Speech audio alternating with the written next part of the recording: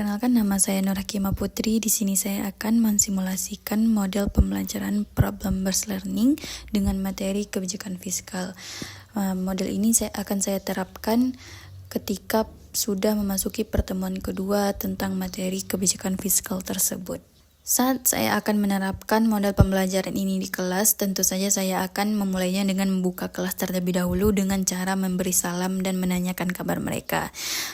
Saya akan mengucapkan Assalamualaikum warahmatullahi wabarakatuh, selamat pagi, apa kabarnya.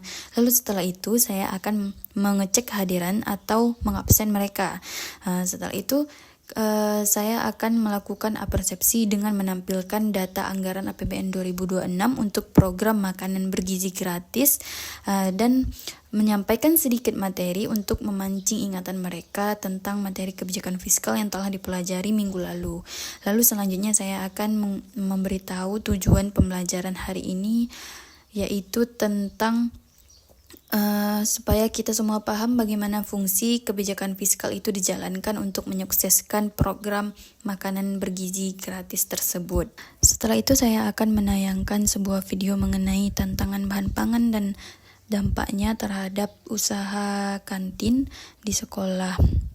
Lalu saya akan memberikan sebuah pertanyaan, yaitu bagaimana kebijakan fiskal makanan bergizi gratis ini tetap berjalan menggerakkan ekonomi petani desa tanpa harus membebani APBN negara atau mematikan usaha kantin kecil.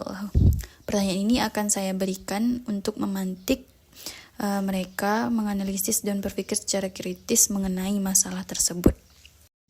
Setelah menayangkan video tadi, saya akan membagi siswa di kelas menjadi beberapa kelompok kecil yang berisi 4 atau 5 orang.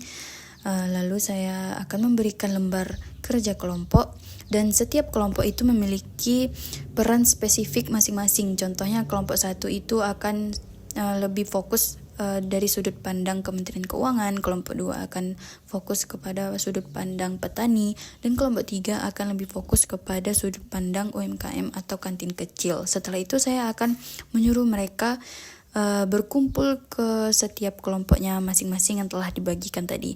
Kelompok di sini akan kelompok di sini akan saya pilih dengan heterogen atau bercampur antara kemampuan yang berbeda-beda. Lalu setelah semua sudah berkumpul sesuai kelompoknya masing-masing, di sini saya akan mulai berkeliling kelas untuk memfasilitasi mereka berdiskusi kelompok. Di sini saya akan memperbolehkan siswa-siswa saya membawa handphone mereka, tapi tetap dalam pengawasan saya. Setelah pembelajaran berakhir, handphone tersebut akan dikumpulkan kembali. Handphone di sini berfungsi sebagai untuk melakukan mencari studi literatur digital dan mencari artikel-artikel ekonomi, dan saya akan berkeliling untuk melihat bagaimana proses diskusi mereka dan menanyakan apakah mereka ada kendala atau tidak. Lalu selanjutnya saya akan memantau draft atau laporan solusi dari masing-masing kelompok, apakah sudah tersusun dengan baik atau belum. Lalu saya akan mengarahkan mereka untuk menyajikan atau menuangkan ide-ide serta mengingatkan waktu yang tersisa untuk mengerjakan laporan mereka. Lalu setelah selesai, laporan yang telah mereka susun secara rapi dan terstruktur tersebut akan dituangkan di dalam kertas manila atau media presentasi lainnya, dan mempersiapkan argumen setiap masing-masing kelompok dibuat semenarik mungkin untuk dipresentasikan nantinya di depan kelas. Pada bagian terakhir, yaitu tahap analisis dan evaluasi, saya akan meminta setiap perwakilan kelompok untuk maju mempresentasikan hasil diskusi mereka dan hasil solusi yang telah mereka temukan. Di sini saya akan selalu mengapresiasi setiap yang tampil dan tidak akan pernah menyalahkan siswa-siswa yang tampil tersebut atau siswa-siswa yang mempresentasikan tersebut, karena itu adalah hasil dari analisis mereka sendiri. Lalu setelah itu saya setelah sesi presentasi ini akan ada nantinya sesi tanya jawab dan mengenai argumen-argumen setiap kelompok, dan setelah itu saya akan menutup kelas dengan penguatan materi atau kesimpulan pembelajaran hari itu.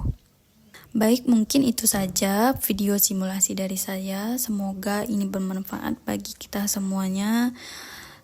Lebih dan kurangnya saya mohon maaf, karena kesempurnaan itu hanya milik Allah Subhanahu wa Ta'ala. Saya akhiri, wassalamualaikum warahmatullahi wabarakatuh.